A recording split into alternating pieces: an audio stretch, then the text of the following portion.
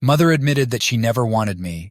Father said I was ruining their lives, but I ran away and discovered a terrible truth. I guess it all started the day I was born, or maybe even before that.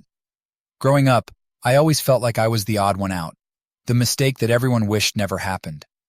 My parents, Mary and Greg, were young, barely out of high school, and according to the whispers I overheard, I was never part of their plan. They got married because of me, and it didn't take long for them to resent it. I don't have many memories of being held or cuddled as a child. In fact, I barely remember any affection at all. My earliest memories are mostly of my mother's cold stares and my father's constant absence. He was a truck driver, always on the road, and I often wondered if he took extra routes just to stay away from home. When he was around, he treated me like a burden, something that had ruined his life. He would often lose his temper, throwing things across the room, yelling at my mother, blaming her for being too stupid to use protection. I was a ghost in my own house, only noticed when they needed someone to blame for their misery. In school from the very beginning, it felt like the teachers were in on the secret, like they knew I was unwanted and treated me accordingly. Mrs. Thompson, my first grade teacher, was the worst. She had this way of making me feel like I was the dumbest kid in the room. No matter how hard I tried, my efforts were never enough. I was always the last to be called on, and when I was, she would roll her eyes, sigh, and make some snide comment about how slow I was. The other kids picked up on it quickly. They saw how she treated me and followed her lead, making me the target of their jokes and bullying. By the time I was in third grade, I was the class pariah. The other kids called me mistake behind my back, but sometimes right to my face. They'd knock my books out of my hands, trip me in the hallways, and spread rumors about how my parents hated me. I remember one time, during recess, a group of boys led by Tyler, the class bully, cornered me behind the school. Tyler was a big kid, bigger than most of the others, and he had a mean streak that ran deep. He pushed me against the brick wall, his breath hot and rancid on my face, and told me that I should just disappear, that nobody would care if I did. And then they did something that still haunts me to this day. Tyler pulled out a lighter he had stolen from his older brother and flicked it on, the small flame dancing dangerously close to my face. I was terrified, frozen in place, but I managed to beg them to stop. Tyler just laughed, and then, in a moment that seemed to stretch on forever, he held the flame to my arm. The pain was instant, searing through my skin, and I screamed. The boys scattered, laughing as they ran, leaving me there with a small, painful burn that I knew I couldn't tell anyone about. When I got home, I lied and told my mother I had accidentally touched the stove. She barely looked up from her magazine. The years went by, and the hatred from my classmates only grew. By middle school, the bullying had escalated to a point where I dreaded going to school every day. The teachers continued to ignore me, or worse, they joined in the ridicule. Mr. Davis, my math teacher, had a special dislike for me. He would purposely call on me to solve the hardest problems, knowing I would get them wrong. When I did, he would make a show of it, laughing and saying things like, "Well, I guess not everyone is cut out for math." The class would erupt in laughter, and I would sit there, trying to disappear into my seat. But the worst was yet to come. There was one event that truly broke me, something that made me question whether I could keep going. It was the last day of 8th grade, and we were supposed to have a fun day. No classes, just games and activities to celebrate the end of the school year. I was hoping to just blend in, stay out of sight, and make it through the day without incident. But of course, Tyler had other plans. During one of the activities, a water balloon fight, Tyler and his gang decided to target me specifically. At first it was just water balloons, but then they started filling them with other things, mud, paint, anything they could find. By the time they were done, I was covered in filth, and they were howling with laughter. I ran to the bathroom to clean up, humiliated and on the verge of tears, but it didn't end there. Later that day, as we were all leaving school, Tyler and his friends caught up with me again. This time, they were carrying backpacks stuffed with God knows what. They dragged me behind the school, where no one could see, and started pulling out the contents of their bags, rotten eggs, spoiled milk, and other disgusting things they had been saving for this very moment. They threw everything at me, laughing as I gagged and tried to shield myself. I remember the smell, the overwhelming stench that made me want to vomit. But the worst part was when Tyler pulled out a pair of scissors. At first, I didn't understand what he was planning. He grabbed me by the hair, yanking my head back. And then I realized with horror what he was about to do. He started cutting chunks of my hair off, uneven and jagged, laughing the whole time. I tried to fight back, but his friends held me down. By the time they were done, I was left with a patchy, humiliating mess on my head. They threw the clumps of my hair in my face and ran off, leaving me there in tears. When I got home, my mother took one look at me and sighed. "What did you do now?" she asked, as if this was somehow my fault. I didn't even try to explain. I just went to my room, locked the door, and cried myself to sleep. High school wasn't any better. The bullying continued, though it became more psychological than physical. My parents' neglect became even more apparent as they grew colder and more distant. They had 2 more kids by then, my younger siblings, who were the apple of their eyes. I was the mistake, the accident they had to tolerate. But my brother and sister were their pride and joy. They got everything I never had: love, attention, support. It was like I didn't exist anymore, like I was just a ghost haunting the house. One night, after another particularly brutal day at school, I overheard my parents talking in the kitchen. My father was drunk, slurring his words, and my mother was trying to keep him quiet. But I heard everything. "I wish we never had him," my father said, his voice filled with bitterness. "Our lives would have been so much better without that damn mistake." My mother didn't argue, she just sighed and said, "It is what it is, Greg. We're stuck with him." Those words cut deeper than anything else. I was stuck with them, but they were stuck with me too, and it was clear they resented every second of it. I felt like I was drowning, like I was trapped in a life that I couldn't escape from. The thought of ending it all crossed my mind more times than I can count, but something always held me back.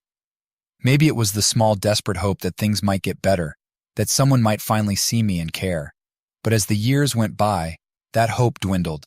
The abuse, the neglect, the constant feeling of being unwanted, it all became too much. I started skipping school, spending most of my days wandering around town, trying to avoid going home. When I did go home, I would lock myself in my room, staying up all night just to avoid seeing my parents. In Saturday, and my parents had gone out for the evening, leaving me to watch my younger siblings. I didn't mind, they were the only ones who didn't treat me like a burden. We were watching a movie when the phone rang. I answered it, and it was one of my father's drinking buddies, calling to say that my parents had been in a car accident. They were both in the hospital, and it didn't look good. When I hung up, I felt a strange mix of emotions. There was fear, of course, and sadness. But there was also something else, something I didn't want to admit to myself. A small, dark part of me felt relief. Relief that maybe, just maybe, I could finally be free from the people who had made my life a living hell. But that relief was short-lived. My parents survived the accident, though they were both seriously injured. When they came home from the hospital, things got even worse. My father became even more bitter and angry, taking his frustrations out on me more than ever. My mother, now dealing with chronic pain, became completely withdrawn, leaving me to take care of my siblings on my own. It was during this time that I started to lose myself. The constant stress, the never-ending cycle of abuse and neglect, it all started to wear me down. I stopped caring about school, about my future, about anything really. I was just trying to survive each day, hoping that somehow things would change. The decision to run away wasn't something I took lightly. After that night when my parents were in the car accident, something inside me shifted. I realized that if I stayed, I would never escape the cycle of misery that had defined my life for as long as I could remember. I was suffocating in that house, in that town, in the life that had been forced upon me. I needed to get out, to breathe, to find a way to live that didn't involve constant pain and neglect. I spent months planning my escape. I saved up every bit of money I could get from odd jobs, sneaking away whatever cash I could find. It wasn't much, but it was enough to get me started. The hardest part was figuring out where to go. I wanted to go somewhere far away, somewhere where no one knew me, where I could start fresh.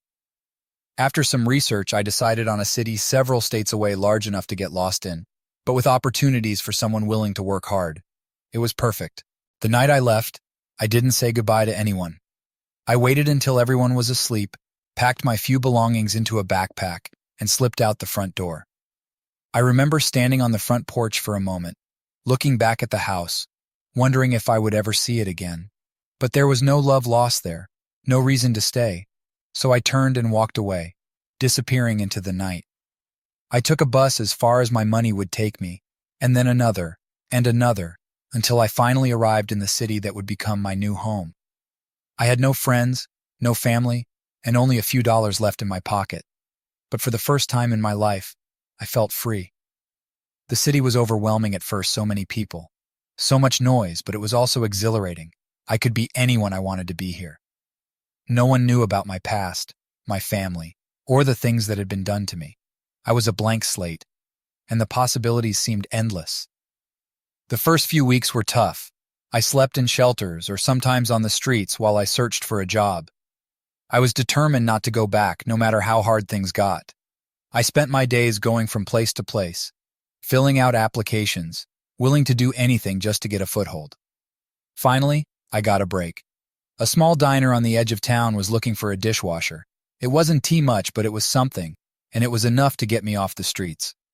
The work was hard and the pay was barely enough to cover my rent in the tiny room I found. But I didn't care. I was working, I was earning my own money, and I was free from the hell I had escaped. I kept my head down, did my job, and slowly, things started to get better. I moved up from washing dishes to bussing tables, and then to waiting tables. I was good at it, better than I had expected, and the tips were decent. I started to save up again, this time with a new goal in mind, to make something of myself, to prove to everyone, especially my parents, that I was more than the mistake they had always called me. As the months went by, I became more comfortable in the city. I made a few friends, other people who had their own stories of running away or starting over. We bonded over our shared experiences, and for the first time I started to feel like I belonged somewhere. I wasn't alone anymore, and that gave me the strength to keep pushing forward. My big break came when I was offered a job at a new restaurant that was opening downtown. It was a step up from the diner, a nicer place with better pay and more opportunities for advancement. I jumped at the chance and worked harder than ever to prove myself. The owner, a sharp but fair woman named Lisa, saw potential in me and took me under her wing. She taught me everything she knew about the restaurant business, and I soaked it all up, eager to learn. Under Lisa's guidance, my career began to take off. I moved from waiting tables to managing the front of the house, and then to overseeing the entire restaurant. I was making good money, enough to afford a decent apartment, and for the first time in my life, I felt like I was in control of my future. The restaurant became my life, my passion, and I poured everything I had into making it a success. And it was working. But even as things were going well for me, I couldn't completely shake the shadows of my past. I would sometimes wonder about my family, about what had happened to them after I left. I knew I shouldn't care, they had never cared about me, but some part of me couldn't let go. I didn't contact them, but I occasionally asked mutual acquaintances about them, just to know they were still alive. It was during one of these inquiries that I learned things had taken a turn for the worse back home. My father, who had never been able to hold down a job after the accident, had become even more bitter and angry. My mother, who had always been passive, had fallen into a deep depression, leaving my younger siblings to fend for themselves. They were struggling, barely making ends meet, and from what I heard, the house had fallen into disrepair. Hearing this filled me with a mix of emotions: relief that I'd escaped, guilt for leaving them behind, and a strange sense of satisfaction that they were finally facing the consequences of their actions. But I pushed those feelings aside, focusing on my own life, my own success. I had worked too hard to let the past drag me down. Then, out of nowhere, I got a call from my father. I hadn't heard his voice in years, and the sound of it sent a chill down my spine. He didn't ask how I was, didn't apologize for anything. He just told me that they were struggling, that they needed money, and that it was time I man up and helped out. I couldn't a while believe his audacity. After everything he had done to me, after all the pain and neglect, he had the nerve to ask for my help? But what shocked me the most was the rage I felt bubbling up inside me. I had thought I was over it, that I had moved on. But hearing his voice, hearing him demand something from me as if I owed him, brought all those old wounds rushing back. I told him no, that I didn't owe him anything, and that if he was in trouble, it was his own fault. That S when he snapped. He started screaming at me, calling me ungrateful, selfish, a failure. He blamed me for everything, for their financial problems, for my mother's depression, for his own failures. He accused me of abandoning the family, of leaving them to suffer while I lived it up in the city. His words were venomous, filled with the same hatred I had grown up with. And it was like being a kid all over again, trapped and helpless. But I wasn't a kid anymore. I was an adult, and I had a life of my own. I told him to go to hell, that I was done with him, with all of them. I hung up the phone, shaking with anger. A few days later, my father showed up at my apartment. I don't know how he found me, but there he was, pounding on my door, demanding that I let him in. I refused, but he wouldn't leave. He kept yelling, threatening to break down the door if I didn't open it. I was terrified of what he might do, of what he might say. But I couldn't let him in. I couldn't let him drag me back into that world. Eventually, I opened the door, hoping to calm him down, to get him to leave. But as soon as he saw me, the rage in his eyes told me there was no reasoning with him. He lunged at me, fists swinging, and we started fighting right there in the doorway. He was bigger and stronger than me, and for a moment, I thought he might actually kill me. But then something inside me snapped, and I fought back with everything I had. I pushed him away, hitting him as hard as I could, and finally he staggered back, breathing heavily, blood running down his face. I stood there panting, adrenaline coursing through my veins, and in that moment, I realized just how much I hated him. I hated him for everything he had done to me, for the way he had treated me, for the way he had tried to ruin my life. And I hated him even more for coming here, for trying to drag me back down after I had finally managed to pull myself up. He looked at me, eyes filled with a mix of anger and disbelief, and for a moment, I thought he might try to attack me again. But then he just turned and walked away, leaving me standing there in the doorway, shaking with rage and fear. I didn't hear from him again for a while. I tried to put the whole thing behind me, to focus on my work, on the life I had built. But it wasn't easy. The fight had stirred up all the old wounds, and I found myself struggling to move past it. I started drinking more, trying to numb the pain, but it only made things worse. My work began to suffer, and for the first time since I had left home, I felt like I was losing control. Then one day I got a call from a hospital back home. My father had been in a truck accident, another one, but this time it was serious. He was in critical condition, and they didn't know if he would make it. They asked if I could come, if I could be there for him. I didn't know what to do. Part of me wanted to go, to see him, to confront him one last time. But another part of me wanted nothing to do with him. He had caused me so much pain, so much suffering, and I wasn't sure if I could face him again. In the end, I decided not to go. I told myself that it was his own fault, that he had brought this on himself, and that I had no obligation to him. A few days later, I got another call. My father had died. The truck accident had been bad, really bad, and he hadn't made it. The hospital asked if I wanted to arrange the funeral, but I refused. I told them to contact my mother, to let her deal with it. I couldn't bring myself to care, but that wasn't entirely true. I did care, in a way.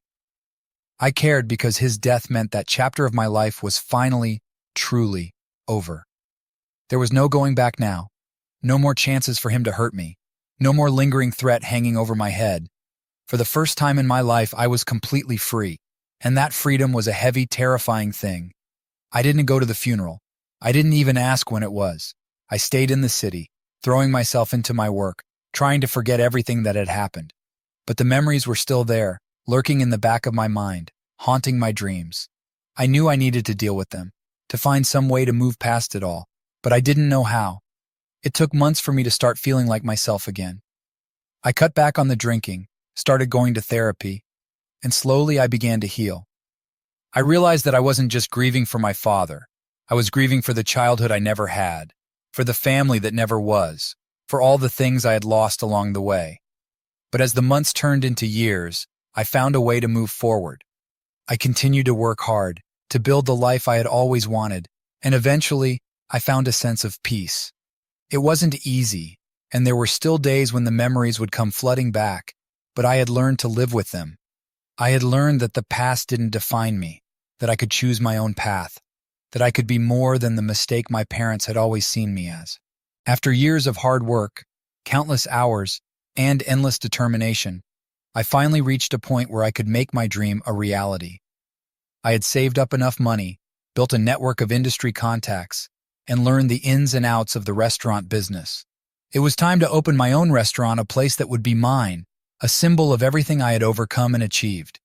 I found the perfect location in a bustling part of the city, an old building with character and charm that needed a lot of work but had enormous potential. It was a daunting task, renovating and designing the space from the ground up, but I was driven by a vision. I wanted a place that felt welcoming, warm, and full of life, a stark contrast to the cold, oppressive environment I had grown up in. The renovation process was intense. I worked closely with a designer, an energetic woman named Olivia, who understood my vision perfectly. We spent hours poring over every detail, from the color scheme to the layout of the tables, the lighting, and even the artwork on the walls. I wanted the restaurant to reflect my journey, my resilience, and my love for food. Olivia helped me bring that vision to life, and slowly, the empty shell of a building began to transform into something beautiful. Opening day was both exhilarating and nerve-wracking. I had invited friends, industry colleagues, and a few local food critics, hoping to make a strong impression. The night before the opening, I barely slept, going over every last detail in my mind, terrified that something would go wrong. But when the day finally arrived, and I saw the restaurant full of people, enjoying the food, the atmosphere, and the experience I had created, I knew it had all been worth it. The first few weeks were of activity. The restaurant was busier than I had expected, and the positive reviews started pouring in. People loved the food, the ambiance, and the story behind the restaurant. It quickly became a popular spot in the city, and for the first time, I felt a sense of pride and accomplishment that I had never known before. I had built something from nothing, something that was entirely my own, and it was thriving.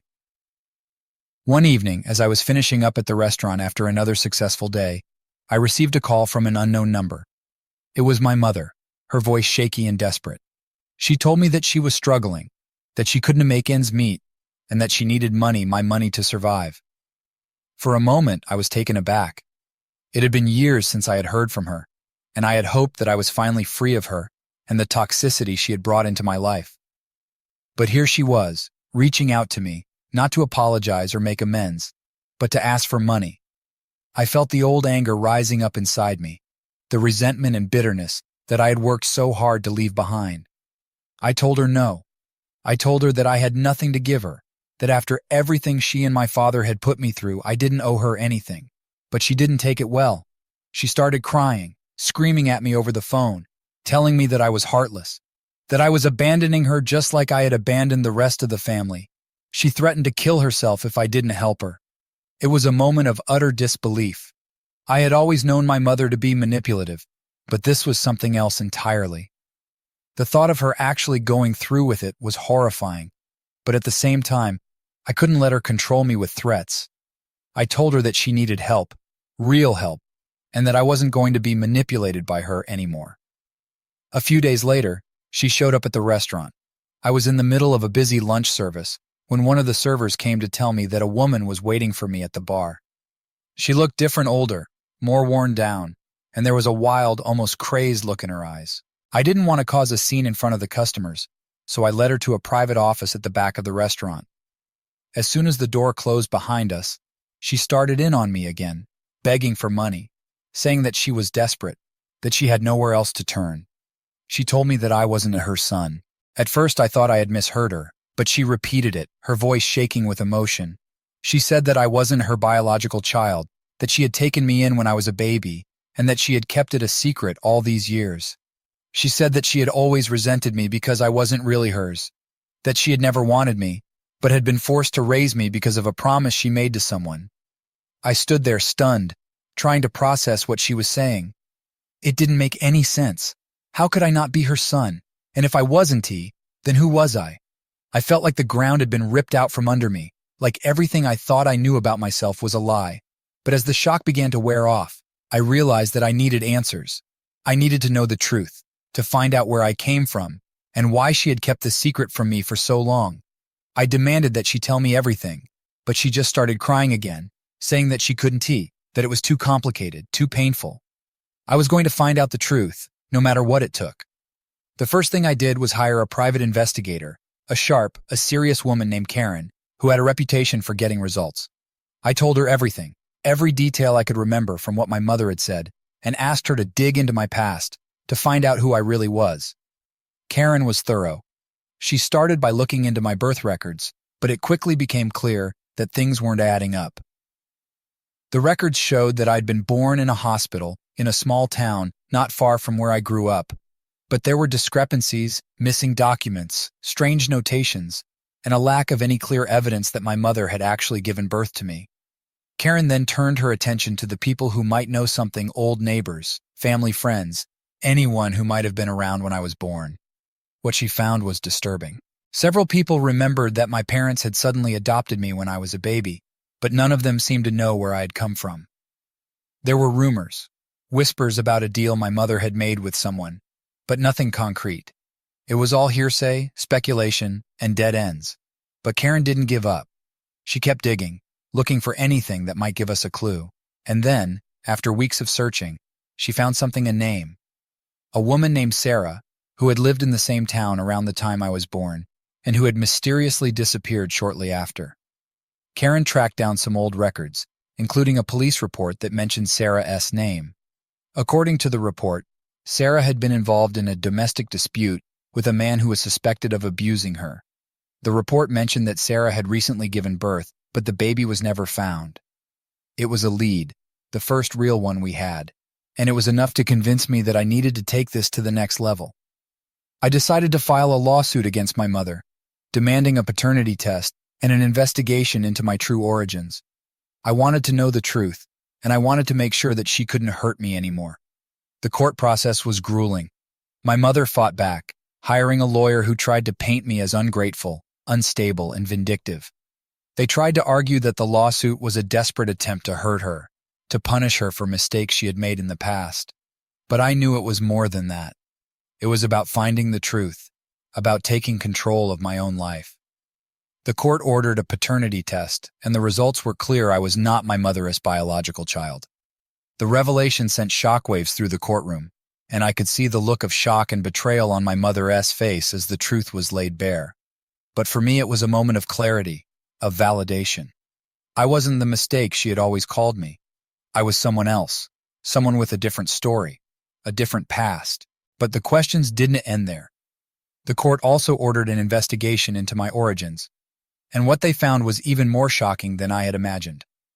The woman named Sarah, who Karen had discovered, was indeed my biological mother. She had been a young woman, scared and alone, fleeing an abusive relationship.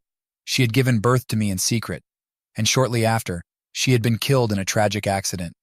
My mother Mary had taken me in, not out of kindness or love, but as part of a deal with the man who had been abusing Sarah. The man, it turned out, was my biological father, a violent, dangerous man who had used my mother to cover up his crimes. He had paid her to take me, to raise me as her own, to keep the truth hidden. And she had done it, living with the guilt and the resentment every day, taking it out on me because she couldn't take it out on him. The court case dragged on for months, with my mother fighting every step of the way. But in the end, the truth came out. The court ruled in my favor, severing all legal ties between us. I was free from her, free from the lies, free from the past that had haunted me for so long.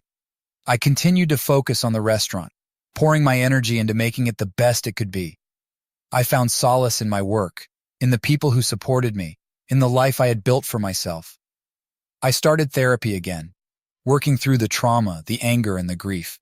It wasn't easy, and there were still days when the past felt like a heavy weight on my shoulders, but I was determined to move forward. As time went on, I started to find a sense of peace. I reconnected with some of the friends I had made in the city, the ones who had become like a family to me. I started to build new relationships, to trust people again, to let them into my life. It wasn't easy, but it was worth it.